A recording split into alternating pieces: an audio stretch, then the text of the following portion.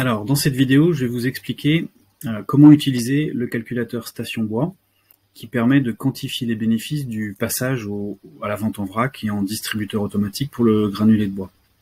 Donc l'intérêt, c'est vraiment de mesurer en fait le temps que vous allez pouvoir gagner sur la manutention, le nettoyage lié au sac percé par exemple, la démarque en quantité que vous allez éviter, les déchets aussi qu'on va pouvoir éviter, les économies liées justement à ces déchets qui ne sont pas produits, et puis les surfaces que vous allez pouvoir libérer côté réserve, côté espace de vente. Évidemment, ce calculateur s'adresse à ceux qui peuvent faire le comparatif, qui ont déjà une activité de vente de granulés conditionnés en sac et donc palettisés. Je vous conseille de parcourir le calculateur et de rassembler des données que vous allez devoir saisir dans le calculateur, donc des données de vente, le temps que ça vous prend de décharger les camions, de manipuler les palettes pour les mises en rayon par exemple. Ensuite de comptabiliser aussi avec vos équipes la moyenne des sacs percés et le temps que ça prend de nettoyer lorsqu'il y a du granulé qui tombe par terre justement, que ce soit en réserve ou en rayon. Et puis, on va aussi vous demander de renseigner un coût d'élimination des déchets. Donc, tournez-vous peut-être vers la comptabilité ou le responsable technique du magasin qui doit avoir certainement ces informations. Alors, si vous avez besoin d'aide, n'hésitez pas à nous contacter dans la rubrique contact du site internet ou à travers le chat qui est en permanence disponible sur l'ensemble du site. Alors, vous allez d'abord devoir renseigner les volumes de vente. Donc, on va vous demander si vous achetez plutôt le granulé de bois par camion complet, et donc le nombre de palettes qui vous sont livrées à chaque livraison. Si c'est pas le cas, on vous demandera aussi plutôt si c'est plutôt des arrivages d'un certain nombre de palettes.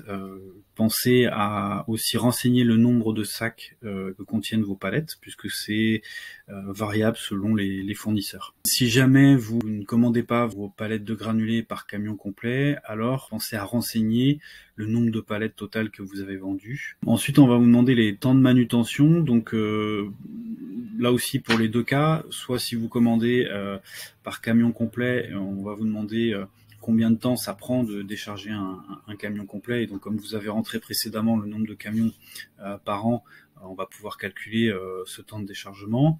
Si au contraire vous ne commandez pas vos granulés par palette complète, on va juste comptabiliser le déchargement d'une seule palette. Ensuite, renseignez-vous aussi sur le temps que ça prend en moyenne de mettre en rayon une palette depuis la réserve ou votre espace de stockage vers l'espace où vous le présentez au client. Ensuite, renseignez l'endroit où vous stockez vos palettes, en intérieur, en extérieur ou autre. Ensuite, vous devez mettre le nombre de palettes que vous stockez, donc c'est-à-dire au moment où vous recevez, vous avez les plus gros arrivages, quel est le nombre de palettes que vous avez à stocker. Là aussi, ça va nous permettre d'évaluer des besoins en surface de stockage. Ensuite, indiquer où est-ce que vous présentez vos palettes de granulés aux clients. Vous avez un menu déroulant, vous pouvez choisir. Ensuite, combien de palettes vous présentez aux clients, est-ce que c'est une, deux ou trois, selon la place dont vous disposez dans vos espaces de vente. Donc ça va aussi servir à quantifier la surface qui est occupée par ce produit dans vos rayons par exemple, ou dans votre surface commerciale en général. Si vous proposez le stockage des palettes pour le compte des clients. Donc le client achète une palette complète, mais il peut venir plusieurs fois retirer des sacs au fur et à mesure de ses besoins. Donc c'est un impact sur les besoins de stockage. Ensuite, vous avez quelques autres questions complémentaires sur le fait de passer ou pas du granulé en drive, si vous en avez un, et si oui ou non les employés sont chargés de manipuler ces sacs pour les mettre dans le coffre des voitures des clients. Ensuite, on travaille sur la quantification de la démarque, donc les pertes de marchandises liées au fait que malheureusement les sacs de granulés en plastique sont fragiles et donc parfois ils percent. Donc on va vous demander la moyenne du nombre de sacs percés sur une palette. Si par exemple c'est un sac pour deux palettes, vous pouvez renseigner 0,5 et après c'est un nombre de sacs par palette tout simplement.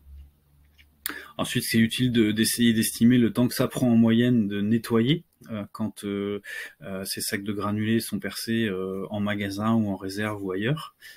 Ça prend du temps, c'est des petits tracas du quotidien pour les équipes, et ça on peut le mesurer, on va essayer de le mesurer. Pour estimer la perte que ça représente, renseignez le prix d'achat de votre granulé au sac. Là aussi c'est une moyenne, il peut y avoir des périodes de promotion ou autres, mais rentrer un chiffre plausible pour essayer de quantifier la perte financière de cette démarque. Ensuite, sur la partie déchets, préciser évidemment le matériau de l'emballage. C'est vrai que le plus courant, c'est le plastique, mais on peut aussi trouver du papier. Ça peut être utile de faire la différence. On va vous demander de préciser le type de protection que vous avez sur vos palettes. Est-ce que c'est un simple film de maintien ou est-ce qu'il y a aussi une coiffe plastique pour pouvoir les protéger encore mieux des intempéries ou voilà, de renforcer un peu la protection contre l'humidité.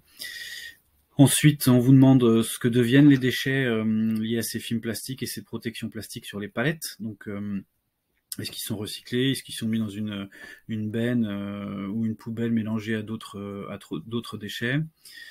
Pareil pour les palettes. Est-ce que ce sont des palettes que vous jetez parce que ce sont des palettes perdues? Est-ce qu'au contraire ce sont des palettes consignées? Et puis préciser également le type de prestataire qui évacue vos déchets. Donc on a des coûts d'élimination à la tonne, et donc c'est ce qu'on va vous demander de renseigner.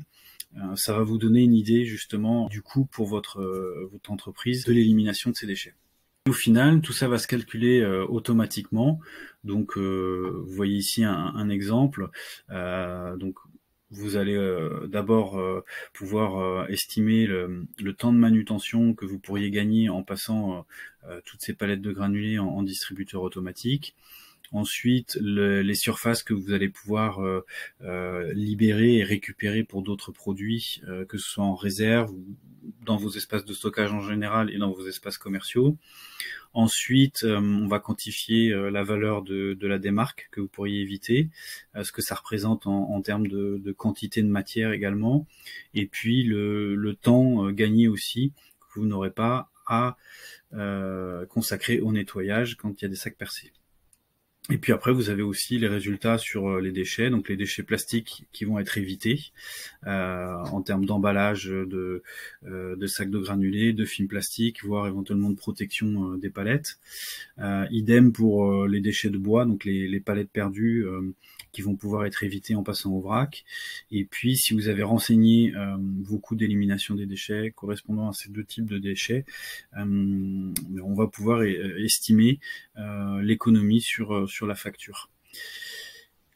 Que ce soit pour le plastique et pour bien évidemment aussi les palettes perdues. Voilà, si vous avez besoin d'aide, n'hésitez pas à nous contacter sur le site, rubrique contact ou à travers le chat.